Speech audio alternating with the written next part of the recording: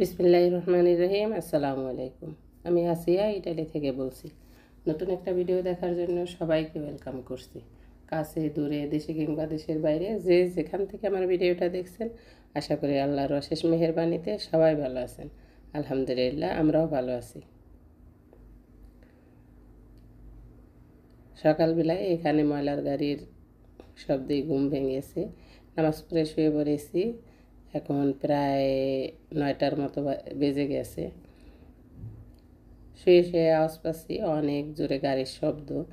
ভাবলাম যে রাস্তা পরিষ্কার করছে, তাই জানলা দিয়ে দেখছি যে এখানে পুলিশও চলে আসছে। আজকে অনেকের এখানে একটা বিপদ হয়ে গেল, যে সবাই রাস্তা পরিষ্কার করার জন্য এখানে রাস্তাটা খালি থাকার কথা, কিন্তু অনেক জায়গায় গাড়ি পার্কিং করা আছে। আর পুলিশ এসে এখানে যাদের গাড়িগুলা রয়ে গেছে তাদের গাড়িতে জরিমানা করে দিচ্ছে।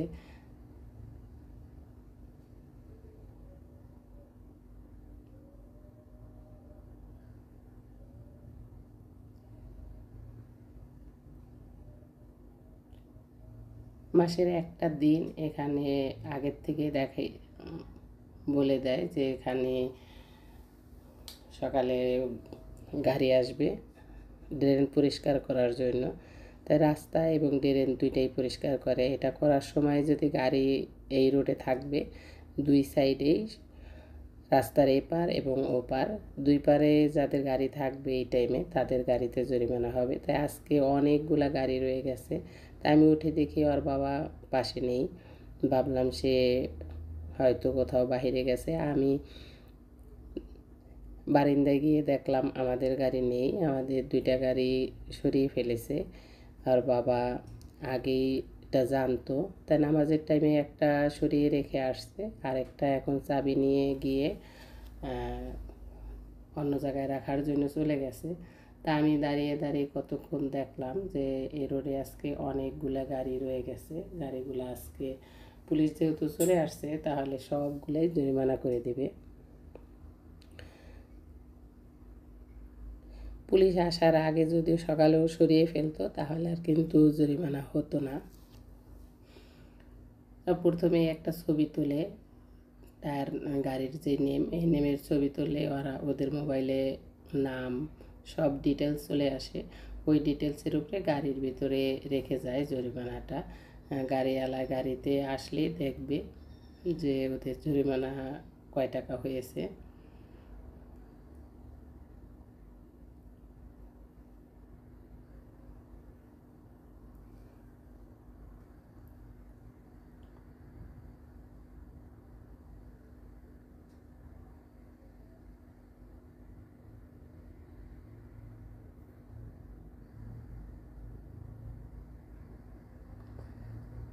একেবারে আমার বাসার সামনেই 3টা হয়েছে, আর এদিকে অনেকগুলা ছিল যেগুলা জরিমানা করেছে। 2জন পুলিশ এসেছে। আমি অনেকক্ষণ দেখার পরে চলে আসছি আজকে নাস্তা বানানোর জন্য। আজকে দুপুরে রান্নার ঝামেলা নেই, হালকা পাতলা কিছু একটা রান্না করে রেখে দুপুরে দাওয়াত আছে, ওখানে চলে যাব। তাই সকালের নাস্তাটাও যার যার পছন্দ মতো খেয়ে নেব। রাতে রুটি পরোটা বানিয়েছিলাম, সেটা ছিল, আর ভাজিও ছিল। এটা দিয়ে যাদের পছন্দ সেটা খাবে। ওর বাবাকে আমি পরোটা দিয়ে ভাজি দিয়ে দিলাম, সে খেয়ে আবার বের হয়ে যাবে। আর মেহমান যার যার পছন্দ মতো শেষে নাস্তা খাবে। তাই বাচ্চারা বলছে পাস্তা খাবে, আমি পাস্তাও রান্না করে দিব। আর খাওয়া দাওয়া শেষ করে আমরা চলে যাব দুপুরে রেডি হয়ে যে বাসায় দাওয়াত আছে। ওই যে মেহমান এসেছে ওই মেহমানদের এই দাওয়াত সাথে আমাদেরও দিয়েছে। তা আমি রান্নাটা বসিয়ে দিলাম একসাথে। এদিকে নাস্তা সবাই উঠছে আর আস্তে আস্তে খেয়ে নিচ্ছে। তা আমি এদিকে হাঁড়ি পাতিলগুলো ক্লিন করে নিচ্ছি আর রান্নাটাও করে নিচ্ছি। প্রতিদিনের মতো আপনাদের কাছে অনুরোধ, প্লিজ আমার চ্যানেলটা সাবস্ক্রাইব করে পাশে থাকা অল অপশনটা সিলেক্ট করে রাখবেন, তাহলে ভিডিও আপলোড দেওয়ার সাথে সাথে নোটিফিকেশন পেয়ে যাবেন। আর যারা এই কাজটা করে ফেলেছেন তাদেরকে অসংখ্য ধন্যবাদ।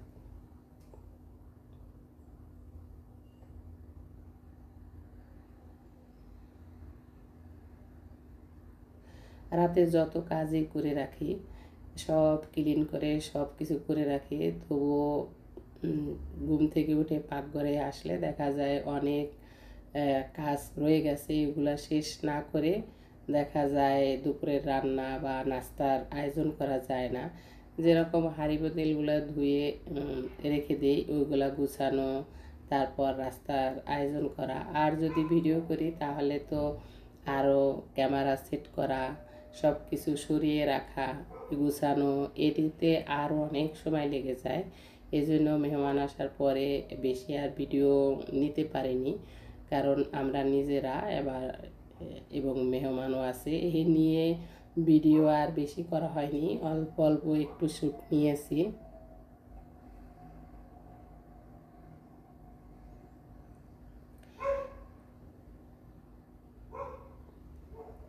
মেহমানের যাবার সময় হয়ে গেছে, মেহমানরা চলে যাবে, ওরা টিকিট করে ফেলেছে, আগামীকালকেই চলে যাবে।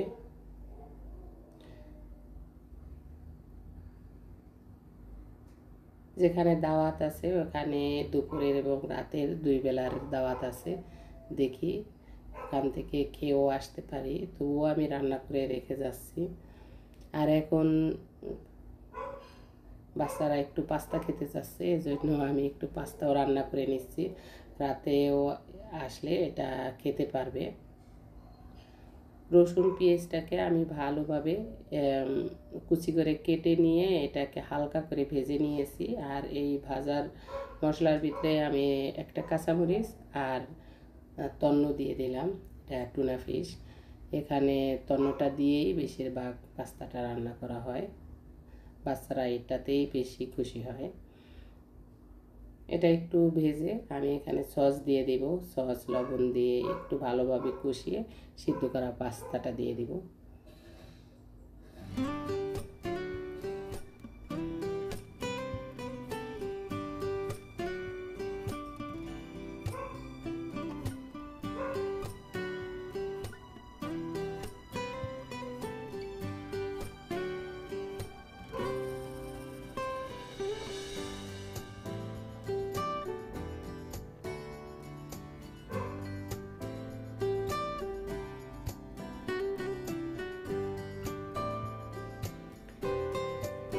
টেস্টটা বেশি বাড়ানোর জন্য এখানে আমি একটা চিজ দিয়ে দিলাম আর কিছু অলিভ দিয়ে দিলাম। এটা না দিলেও কোনো সমস্যা নেই, এটা দিলেও স্বাদ হয়। আর এটা একেবারেই অপশনাল, এটাও দিয়ে দিলাম কারণ বাচ্চারা খেতে পছন্দ করে। যদি পছন্দ না করে এখানে দেওয়ার কোনো দরকার ছিল না, বাচ্চারা পছন্দ করে বিদায় আমি এটাও দিয়ে দিলাম।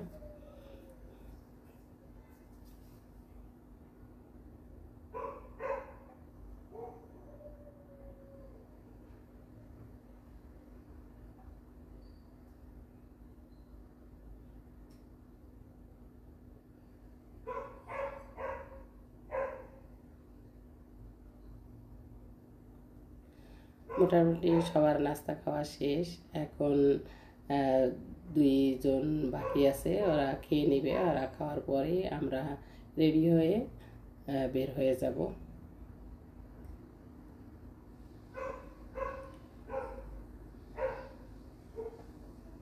আজকের ভিডিওটার কোনো একটা মুহূর্তের কারণেও যদি ভালো লেগে যায় তাহলে একটা লাইক দিয়ে দিবেন। সবাই ভালো থাকবেন, আমাদের জন্য দোয়া করবেন। আখিরু দাওয়ানা আনিল হামদুলিল্লাহি রাব্বিল আলামিন। আসসালামু আলাইকুম ওয়া রাহমাতুল্লাহি ওয়া বারাকাতুহু।